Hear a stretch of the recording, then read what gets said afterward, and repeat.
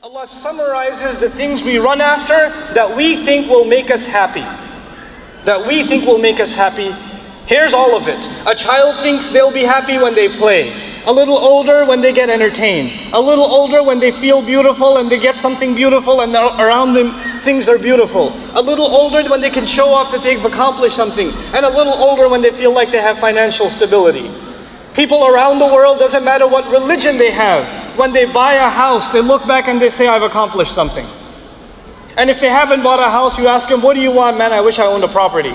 I wish I owned, they drive by, they live in an apartment, they're driving by a nice house, even a small house, and their eyes can't help but go. And the mind wonders, man, if I had a place like that, that'd be nice. That'd be pretty nice. You can't help yourself but go to real estate websites and check out houses. You're thinking about moving to another city. You've got 3-4 years before you can even move, but you're already looking at houses and pictures. And you're calling the wife and saying, hey, look at this one. Look at the bedrooms in this one. Wow, look at the outside of this one. And you can't help yourself. You're in that, this is something Allah put inside you. Now this is half the ayah, which is good because I reached half my time. This is half the ayah. In this half, Allah just describes what are the things you and I are running after that we share. In the second half, Allah compares it to something.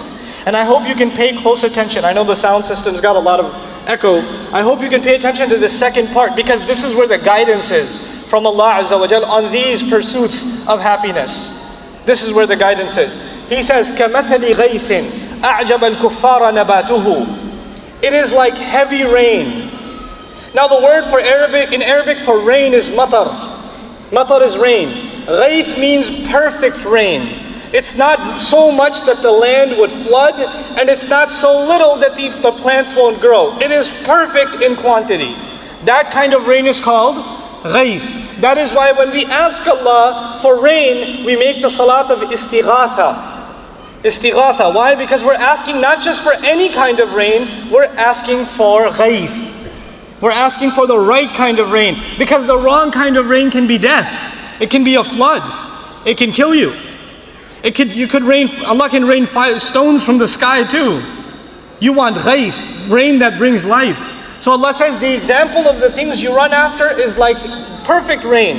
أَعْجَبَ الْكُفَّارَ نَبَاتُهُ. The farmer who planted the seed in the ground is so happy because of the produce of that rain. Now there's an image here. The farmer in this ayah is called, or the farmers are called kuffar. Now you know what kufar means in your general vocabulary. What does kafir mean? Unbeliever, disbeliever. Not in this ayah. In this ayah of Surah Al-Hadid, kufar are the people who bury seeds in the ground. That's what the literal meaning of kufar is. People who bury seeds in the ground. A kafir buries the truth inside himself. That's why he's called a kafir. Anyhow, farmers do a lot of things in the year. But what's the first thing they have to do? Plant the seed. That's the first thing. Then later on they have to take care of the soil. They have to make sure it gets enough water. They have to make sure it doesn't get infested or infected. They have to do and make sure it gets enough sun. All of these things. But the first thing they have to do, and the hardest part of their work, is when they are kuffar, when they are planting the seed. Now the guy goes to sleep after stressful weeks and weeks of planting seeds in the ground. And he goes to sleep and he wakes up one day and he looks out his window and it's perfect rain. Is he happy? He's happy, huh? And he starts seeing in a field of brown, he starts seeing little dots of green.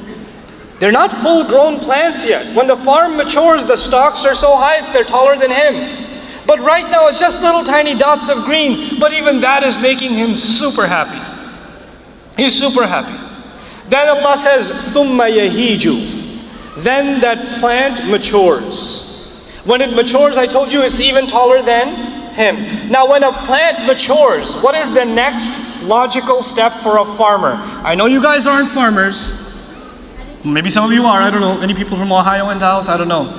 What do you do when the plant reaches maturity? You crop, you harvest, you cut. That's what you're supposed to do.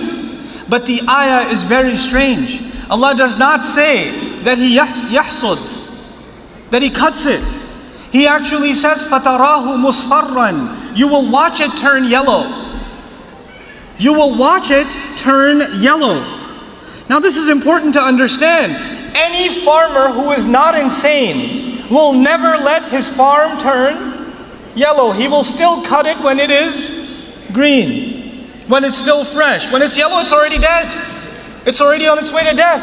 And he says, ثُمَّ يَكُونُ حُطَامًا. Then it will turn into hutam. Hutam means things that are crusty on the ground, that you pay no attention to, that you walk by and you step on them and it makes a crunchy sound and you don't even realize you've stepped on anything worth anything. Like dried up leaves. If you step on a dried up leaf, you don't think twice about it. You don't go, oh, I'm sorry. You don't do that because you don't care. It's just, meaningless crust. That's all it is. Hutam is literally things that are stepped on without any consideration. Allah says in this example, this is the example for you and me to understand our life. What did Allah describe as worthless? The farm. It was such a big deal to you. And when you got it, you didn't reap its benefits. It just became worthless to you. Your child asked you for Grand Theft Auto. He was crying. He was making Qiyamul Layl. He went to the masjid on the 27th night. Ya Allah, this game, I need it. I promise I'll finish it within a week. I'll beat all of it, I promise. And he got it, and he beat it, and then you wake up one day and it's under your feet in the kitchen. What is this CD doing here? Didn't you buy this game? Yeah, I beat it already. It was boring. The last one was better. Entertainment, this happens.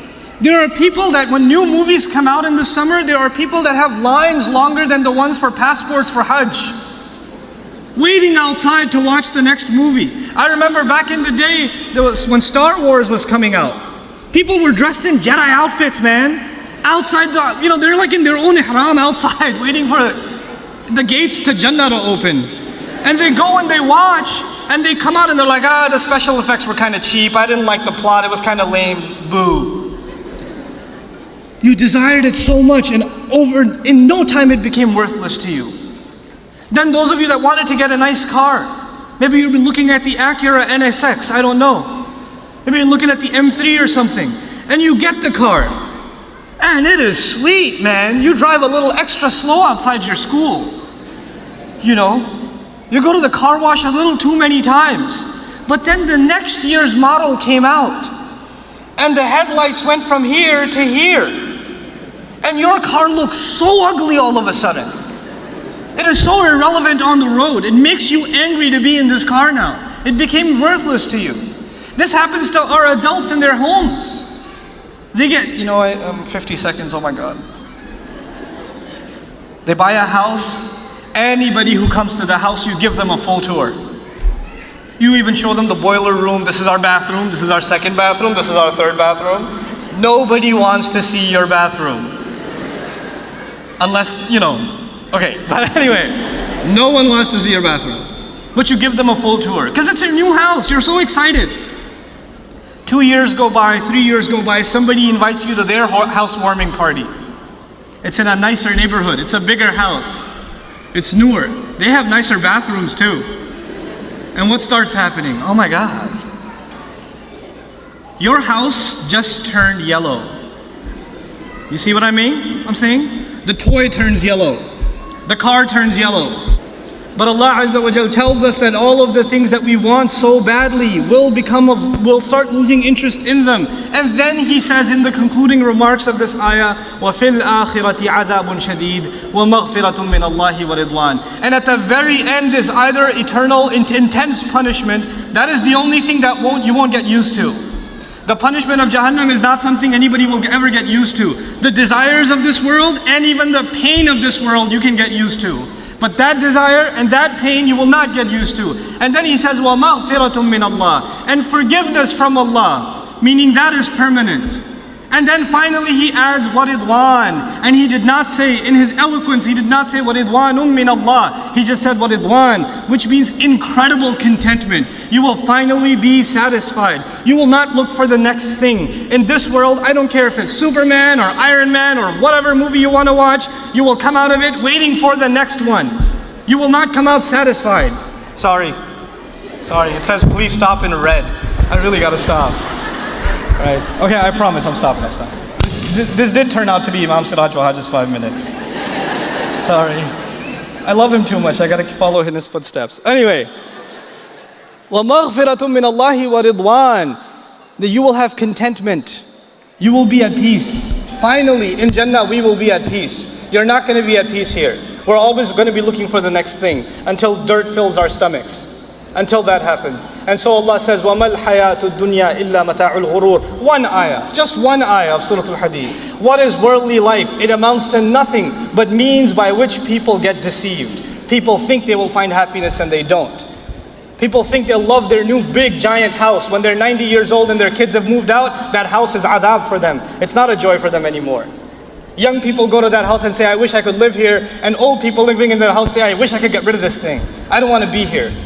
Subhanallah. May Allah Azza wa Jal help us recognize what true happiness, what it really means. And may He help us materialize that true happiness through real faith in Him.